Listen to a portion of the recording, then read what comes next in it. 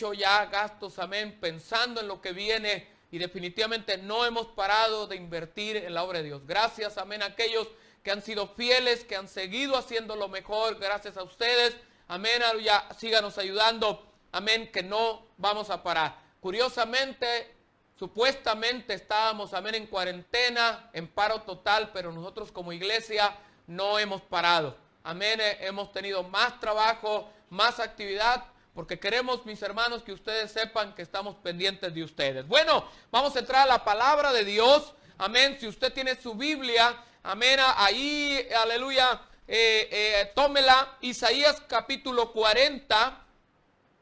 Isaías en el capítulo 40 y vamos a leer desde el versículo 27, 31. Amén. Es interesante, se han hecho algunos estudios, amén, relacionados especialmente a lo que es esperar en una fila. Usted hace filas, amén, pongámoslo así, usted hace cola. Amén, en un supermercado, más ahora con esto de la pandemia, se hace fila para todo. Aunque algunos las violan muy fácilmente, pero bueno, dejémoslo eso. Se hacen filas para ir amén, a la farmacia, para pagar, amén, en el súper, etcétera, etcétera, en los bancos. Se han hecho estudios relacionados a esto y es interesante porque hay personas que, aunque usted no lo crea, le tienen miedo, tienen fobia a las filas. Amén. Es más, le voy a dar una tarea. Amén. Busque cómo se llama esa fobia. La fobia a hacer fila, a hacer cola. Amén. En un supermercado, etcétera. Porque existe un nombre. Yo no se lo voy a dar, pero búsquelo. Es interesante cómo es, amén, que se ha hecho un estudio relacionado a eso. Y se ha comprobado que la razón por la que las personas, según el estudio, la gente espera un promedio de 6 minutos en paz. Después de los 6 minutos entra en estado de ansiedad. Y es interesante porque muchas personas, cuando ya llegan y miran un promedio de 6 a 15 personas, ya mejor no se meten a la fila. Pero es interesante porque el estudio dice que las personas, amén, no quieren hacer fila porque el gran problema tiene que ver con no saber esperar. Las personas tenemos un problema y es que no sabemos esperar. No nos gusta esperar. No nos gusta esperar. La palabra de Dios, Isaías 40, versículo 27, 27 al 31, dice de esta manera: pueblo de Israel, ¿por qué te quejas? ¿Por qué crees que Dios no se preocupa por ti? Tú debes saber que Dios no se cansa como nosotros. Debes saber que su inteligencia es más de lo que imaginamos. Versículo 29 dice: Dios le da fuerzas, Dios le da nuevas fuerzas a los débiles y cansados. Versículo 30, los jóvenes se cansan por más fuertes que sean, pero los que confían en Dios siempre tendrán nuevas fuerzas. Podrán volar como las águilas, podrán caminar sin cansarse y correr sin fatigarse. Quiero hablar acerca, Dios nos da nuevas fuerzas. Dios nos da nuevas fuerzas. Como primer punto, quiero hablar, amén, en esta tarde acerca de la queja en el corazón humano. Es muy interesante, por lo que acabo de mencionar, amén, relacionado a cómo es que las personas expresan ansiedad cuando tienen que esperar. Si usted se fija, si usted se fija, en los bancos han puesto monitores, algunos hasta televisiones tienen. En los metros, en lugares donde hay metros, amén, o estaciones de metro, ponen pantallas. En los aeropuertos ponen pantallas. ¿Cuál es la razón? Porque tratan de lograr que la persona se entretenga con algo para que así se puedan dar cuenta que el tiempo que esperan no es tanto como se imaginan.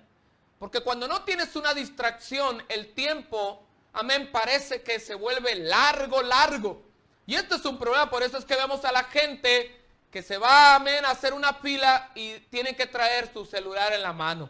Es inevitable ahora mirar a las personas con el celular, amén, dándole vueltas y vueltas y vueltas y vueltas en un aeropuerto. Tú miras a la gente sumida en el celular, amén, o en una tablet, y miramos a las personas que ya tienen ese medio para pasar el tiempo. Pero imagínense cómo se hacía antes. Bueno, con un libro. Antes se leían libros, amén. Se esperaba leyendo un libro. ¿Cómo esperábamos, amén? Platicando con el vecino. A lo mejor no lo conocíamos, pero la cosa era hacer tiempo y volteábamos, amén. Y le preguntábamos a la persona, hola, ¿cómo estás? Hoy ni siquiera, amén, nos interesa el vecino, nos interesa lo que está en el celular. Bueno, el punto es que las personas tienen este gran problema, el problema de no saber esperar. Aquí vemos una situación, amén, muy interesante del pueblo de Israel. Y en el pueblo de Israel estamos mirando algo muy poderoso. Isaías 40:27 dice, pueblo de Israel, ¿por qué te quejas? ¿Por qué crees que Dios no se preocupa por ti? Y lo que está pasando aquí es que el pueblo de Israel está en cautiverio. Amén, tiene una gran cantidad de años en cautiverio. Algunos dicen que fueron alrededor de 70 años de cautiverio. Y todo este tiempo de cautiverio ha sido un martirio para ellos. Es normal. Pero ellos están desesperados e inmediatamente empiezan a quejarse contra Dios. Y empiezan ellos a pensar que Dios los ha dejado, que Dios los ha abandonado, que Dios ya no se acuerda de ellos, que Dios es demasiado o tiene demasiadas cosas que hacer para preocuparse por ellos. Y miramos de alguna manera que esto es algo muy interesante, porque cuando tú eres pastor, una de las cosas importantes que debes de ponerte a pensar inmediatamente, amén, como ministro, cuando yo ministro a una persona, como pastor, cuando yo ministro o ayudo a una persona, es cómo piensa esa persona, qué sale de su boca, de sus problemas. Y una de las cosas que nos hemos dado cuenta es que las personas hablan y sus palabras reflejan lo que hay en su corazón.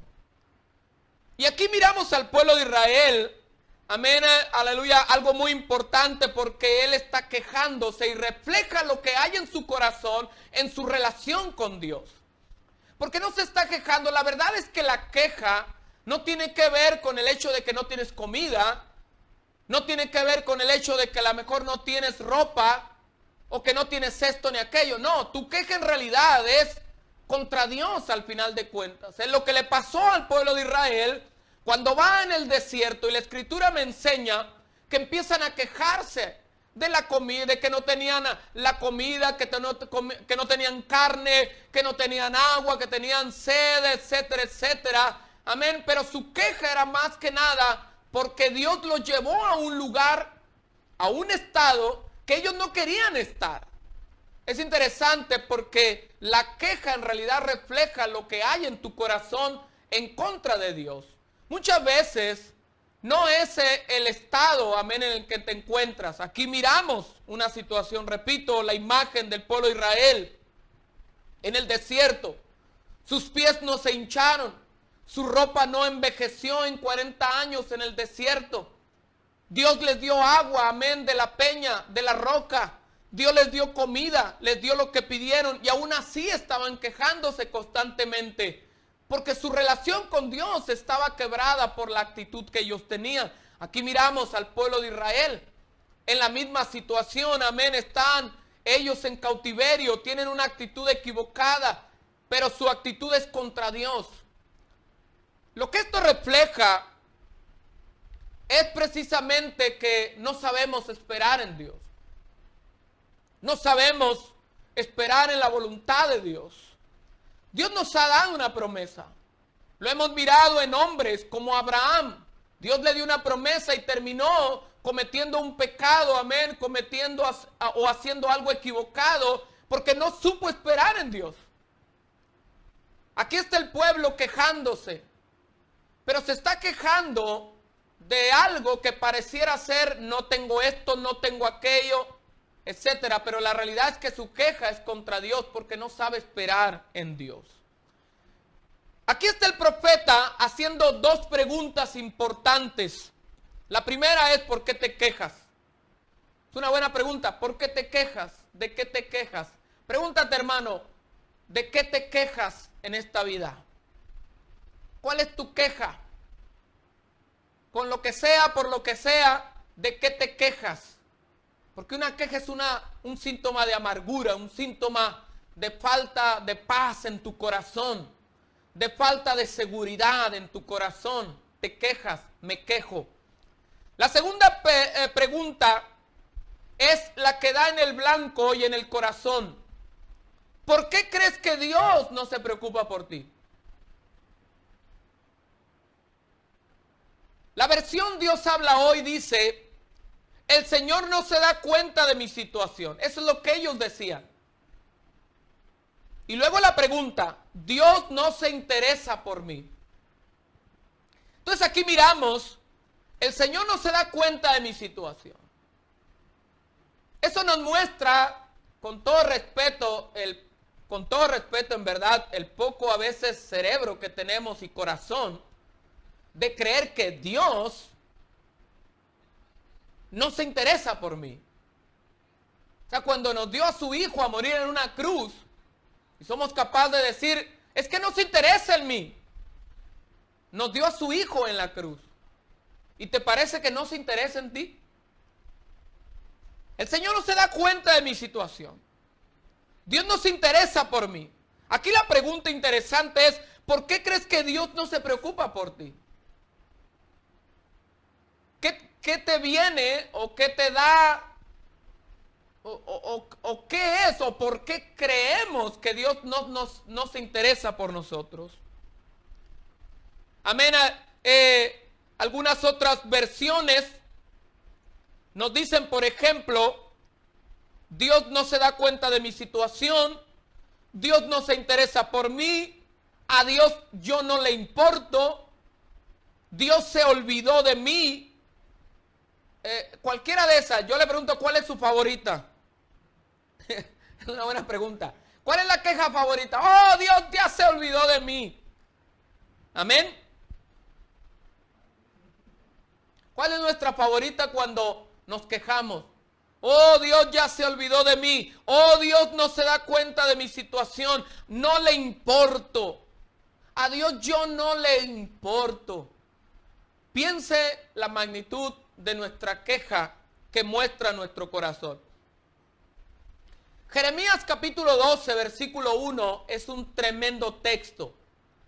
Vamos a mirar una imagen de lo que podemos nosotros llegar a ser. Jeremías 12, 1.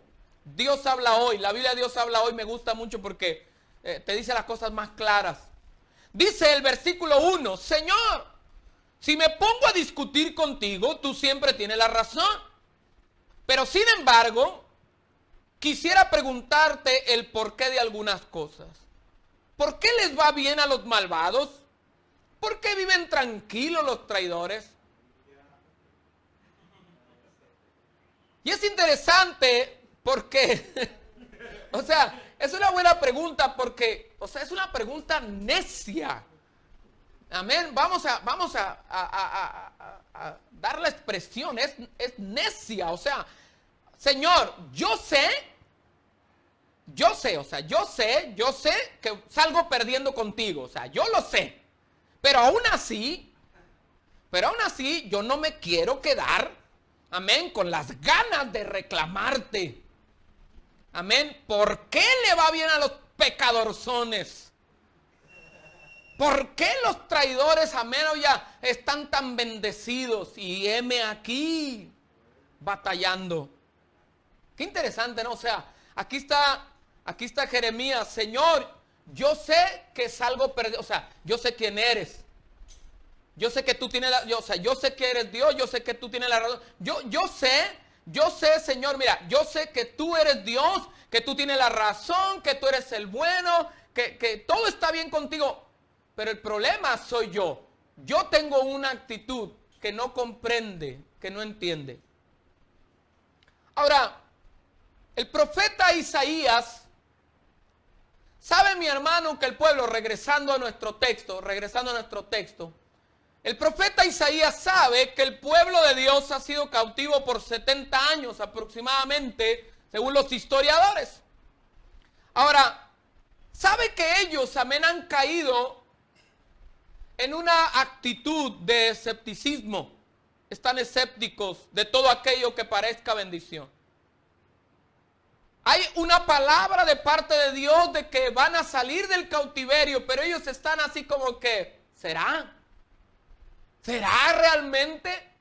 Y es interesante porque como no sabemos esperar, como somos impacientes, llega el punto donde todo es, ¿será que realmente Dios me dará la promesa? Es como Abraham aquí esperando y de repente dice, yo creo que Dios ya se le olvidó que me iba a dar un chamaco. Yo creo que al Señor ya se le olvidó, amén. Está con un escepticismo, amén, el Bautista. Cuando él habló, amén, poderosamente aquí, amén, el Cordero.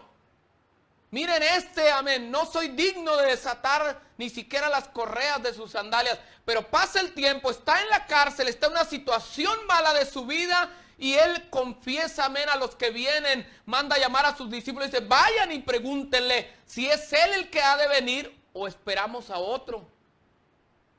Escúcheme, mi hermano, las malas situaciones de la vida nos hacen desesperar. Y el desespero, mis hermanos, nos hace perder la fe, la esperanza. Y al final pecamos, amén, y dudamos en contra del Dios que servimos. Isaías el profeta está diciendo, ¿por qué? Amén. ¿Por qué crees que Dios te ha abandonado? Ahora, entiéndase, y yo lo comprendo, nuestras malas experiencias me dicen cosas, me hablan. Lo que ya me sucedió, lo que ya me pasó, lo que me ocurrió, me puede hacer entrar en un estado mental y en un estado espiritual de duda, de temor, con una actitud donde es muy probable que yo no sepa qué es lo que está pasando. Y es muy probable que te sientas, mi hermano, mi hermana, amén, que Dios no está ahí, que se fue hace tiempo. El profeta Isaías, el versículo 30 lo dice, hasta los jóvenes pueden cansarse y fatigarse, hasta los más fuertes llegan a caer. Él lo sabe. Si dice aquí, si los jóvenes se cansan y se fatigan, y los más fuertes caen, ahora sí, pues, ¿qué nos espera a todos, no? O sea, ¿qué nos espera a los que ya pasamos, amén, de los T5? Amén. Bueno, T4, pues, T3, ok. ¿Ah? Piensa en eso, amén. Aquí está, el profeta sabe exactamente que tenemos esa batalla, amén, que nos cansamos, que nos fatigamos, amén, que los más fuertes pueden flaquear. Nosotros decíamos, yo recuerdo hace años atrás, el pastor Salvador Prieto, cuando amén, nos pastoreó, amén, yo recuerdo que él decía, mira, si este que era el tigre, amén, se vino abajo, que él espera a los gatitos.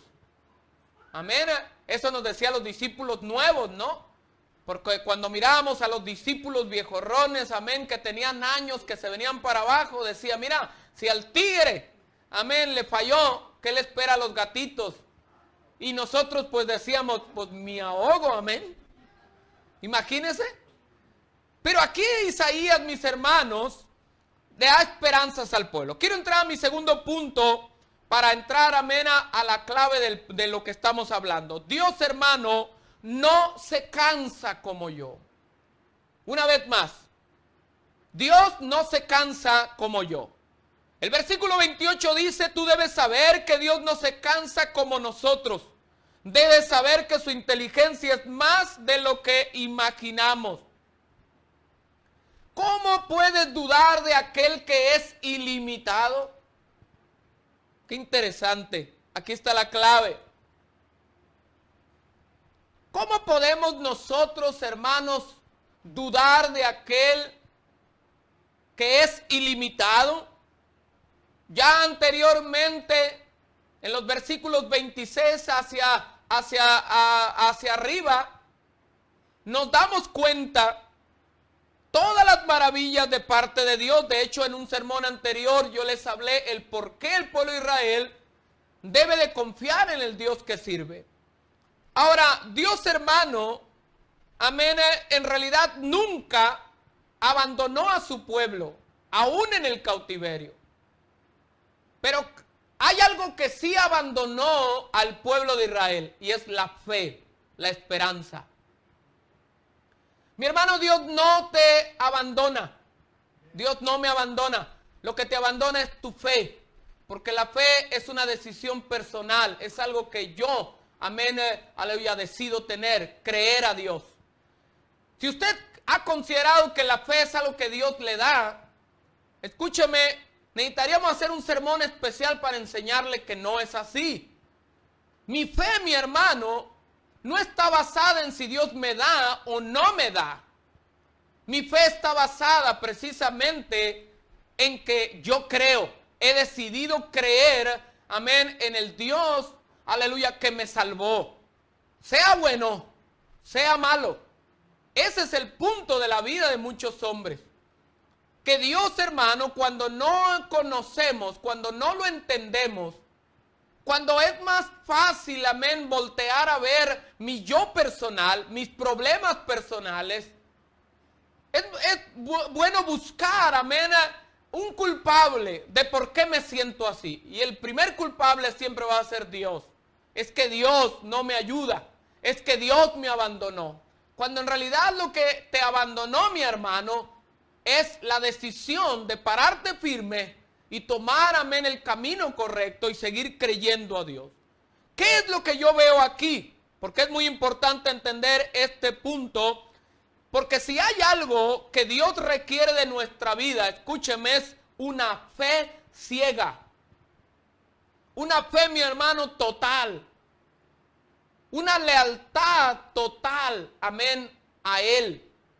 Una persona que no entiende, amén, que Dios requiere una fe ciega, una lealtad total. Es literal, amén. He puesto a ejemplos.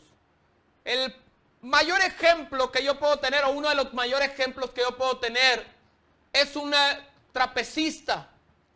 Amén.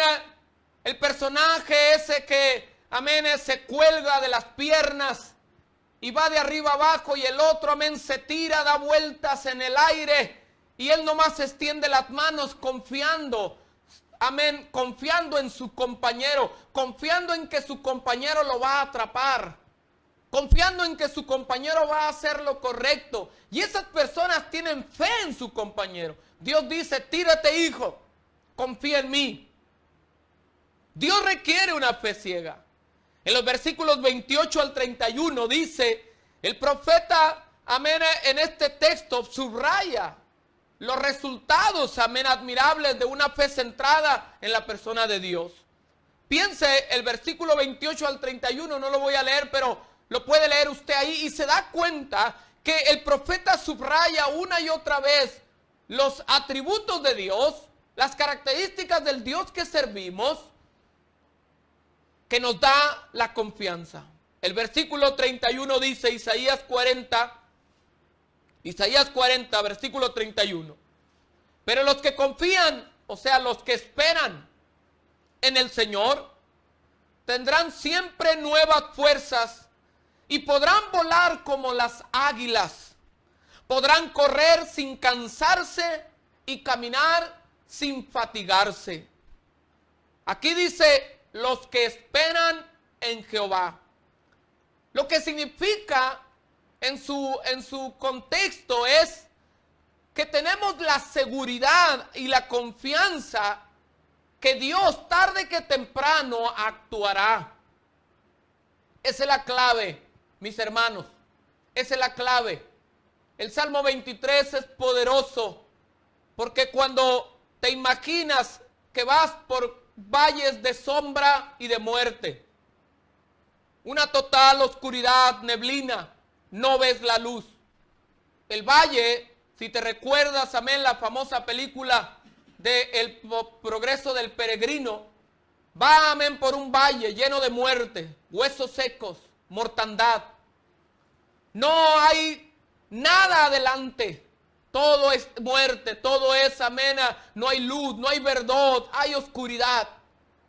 Pero en ese trayecto es donde se prueba nuestra confianza en el Dios que servimos, nuestra seguridad en el Dios que servimos. Es ahí donde aparecerá, aleluya, amén, la promesa de Ezequiel 37, cuando el Señor mira a su pueblo, un valle lleno de huesos secos, dice la Escritura, lo recalca, secos en extremo. Piensa en eso. Es un valle de muerte, un valle donde no hay vida. Pero en eso la palabra de Dios, amén, dice o nos muestra que el Señor le dice al profeta que clame, que ore, o que sople, o que proclame, amén. Vemos una serie de cosas que suceden y aquellos huesos, amén, vienen y se juntan una vez más. Después viene carne sobre de ellos, pero falta el soplo de vida, amén, para que puedan caminar. Mis hermanos, amén, entiendan y vean esto. Dios una y otra vez le mostró al pueblo de Israel que no importara las condiciones en las que estaban, Él siempre sería aquel que los levantaría. Se lo mostró a través de Ezequiel 37 y lo mostró a través, amén, de aquel alfarero. Amén, que estando el barro en la rueca, se echa a perder en las manos del alfarero. Y una vez más tiene que tirar la mena y comenzar el proceso. Y el Señor le dice al profeta, no puedo hacer yo así con ustedes una y otra vez. No puedo yo una vez más comenzar. Porque esto nos muestra, mis hermanos, que el Señor tiene un proceso para nuestras vidas. No te desesperes, es la clave. Una fe ciega a Dios renovará nuestras fuerzas. Esa es la clave. ¿Qué es lo que renueva nuestras fuerzas? La esperanza, la seguridad, amén, que Él tiene todo en control. Cuando escuchas, amén, esa palabra. Hay una palabra, amén, que a mí me ha impactado por mucho tiempo cada vez que la escucho. Y hay un par de canciones que la han utilizado y me gozo cuando escucho esa palabra. Esa palabra, todo va a estar bien. Esa palabra, todo va a estar bien. En medio, mis hermanos, del dolor, en medio de circunstancias difíciles, esa palabra, todo va a estar bien. Imagínese, mi hermano, si esa palabra puede ayudar a personas que no tienen al Señor, ¿cuánto más a aquellos que tenemos a Cristo en el corazón? Todo va a estar bien. Termino con esto. Vemos aquí algo muy poderoso. Porque la queja, mi hermano, del pueblo es una queja por cosas que para Dios son nada.